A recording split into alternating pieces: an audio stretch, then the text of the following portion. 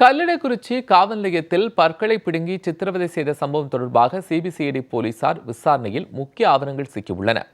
நெல்லை மாவட்டம் அம்பாசமுத்திரம் பகுதியில் சிபிசிஐடி போலீசார் நேற்று வழக்கு பதிவு செய்து விசாரணையை தொடங்கினர். கல்லடைக்குறிச்சி காவல் நிலையத்தில் சுமார் 5 மணி நேரமாக நேற்று இரவு சோதனை நடத்தினர். இந்த சோதனையில் பல்வேறு முக்கிய ஆவணங்கள் சிக்கியுள்ளன. காவல் நிலையத்தின் சுவர்களில் இரத்தக்கரை தடயங்கள் அளித்தது விசாரணையில் அம்பலமாகியுள்ளது. இது தொடர்பாக விசாரணை மேற்கொண்டிருப்பதாக சிபிசிஐடி அதிகாரிகள் தெரிவித்துள்ளனர்.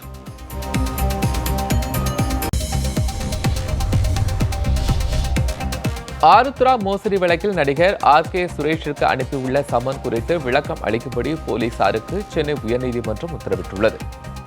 சென்னை அமைந்தகரையை தலைமையிடமாக கொண்டு செயல்பட்ட ஆருத்ரா கோல்ட் நிறுவனம் அதிக வட்டி தருவதாக கூறி பலரிடமிருந்து 2438 கோடி ரூபாய் மோசடி செய்துள்ளதாக பொருளாதார குற்றப்பிரிவு போலீசார் வழக்கு பதிவு செய்தனர். இந்த வழக்கில் நிறுவன இயக்குநர் உட்பட 11 பேரை கைது செய்தனர். அதில் ரூசோ என்பவரிடம் போலீசார் நடத்திய விசாரணையில் நடிகர் RK சுரேஷிற்கு மோசடி பணத்தில் குறிப்பிட்ட தொகை வழங்கப்பட்டது தெரியவந்தது. அதன் அடிப்படையில் போலீசார் விசாரணைக்கு உரிய ஆவணங்களுடன் நேரில் ஆஜராகும்படி RK சுரேஷிற்கு சம்மன் அனுப்பினர். இதனை ரத்து செய்ய கோரி RK சுரேஷ் தாக்கல் செய்த மனு நிராகரிக்கப்பட்டது.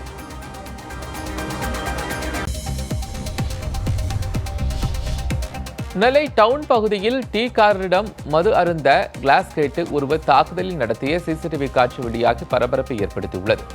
காமாட்சி தெருவை சேர்ந்த கூலி தொழிலாளியான மாரியப்பன் டீ கடைக்காரர் ஐயப்பனிடம் மது அருந்துவதற்கு கிளாஸ் கேட்டு தகராறில் ஈடுபட்டார். அப்போது கிளாஸ் தர மறுத்த டீ கடைக்காரரை மாரியப்பன் தாக்கினார். இந்த சம்பவம் தொடர்பாக டீ கடைக்காரர் ஐயப்பன் அளித்த புகாரின் பேரில் போலீசார் வழக்கு பதிவு செய்து மாரியப்பனை கைது செய்தனர்.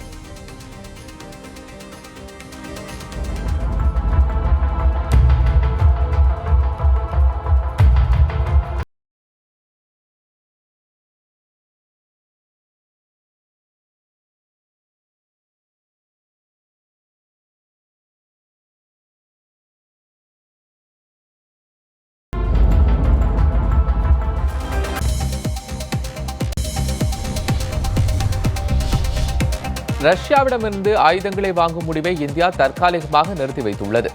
உக்ரைன் மீதான தாக்குதலுக்கு பிறகு ரஷ்யா மீது அமெரிக்கா பொருளாதார தடை உள்ளிட்ட பல்வேறு தடைகளை விதித்து வருகிறது. ரஷ்யாவுடன் அமெரிக்க டாலருக்கு பதிலாக இந்திய ரூபாயில் வர்த்தகம் செய்யுமாறு இந்தியா கோரிக்கை விடுத்துள்ளது. இதனை புதின் அரசு ஏற்கவில்லை. இதனால் இந்தியா ரஷ்யாவிற்கு ஆயுதங்கள் வாங்கியதற்காக அளிக்க வேண்டிய $2 பில்லியன் மதிப்பிலான தொகையை நிலுவையில் உள்ளது. இதனால் ராணுவ தளவாட உதிரி பாகங்களை ரஷ்யா இந்தியாவிற்கு சப்ளை செய்யவில்லை.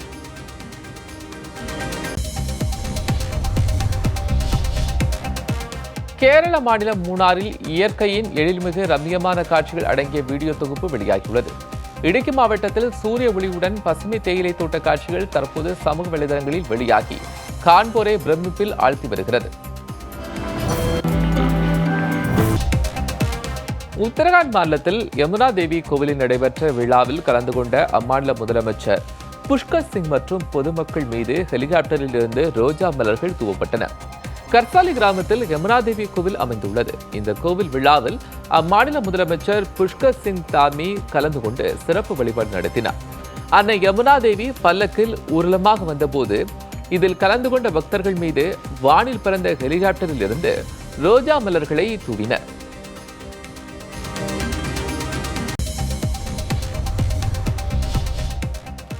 ஆபரண தங்கத்தின் விலை சவரனுக்கு $480 குறைந்துள்ளதால் நகை பிரியர்கள் மகிழ்ச்சி அடைந்துள்ளனர். சென்னையில் சவரனுக்கு $480 குறைந்து ஒரு சவரன் $44,840 விற்பனையாகிறது. இதேபோல் கிராமுக்கு $60 குறைந்து ஒரு கிராம் $5,605 விற்பனை செய்யப்படுகிறது. அக்ஷய திருதியை முன்னிட்டு தங்க விலை குறைந்துள்ளதால் நகை கடைகளில் தங்க நகைகள் வாங்க நகை பிரியர்கள் குவிந்துள்ளனர்.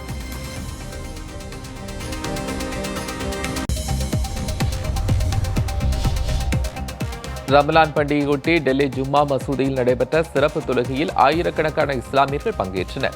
இஸ்லாமியர்களின் முக்கிய பண்டிகைகளில் ஒன்றான ரமலான் பண்டிகை நாடு முழுவதும் இன்று கொண்டாடப்படுகிறது.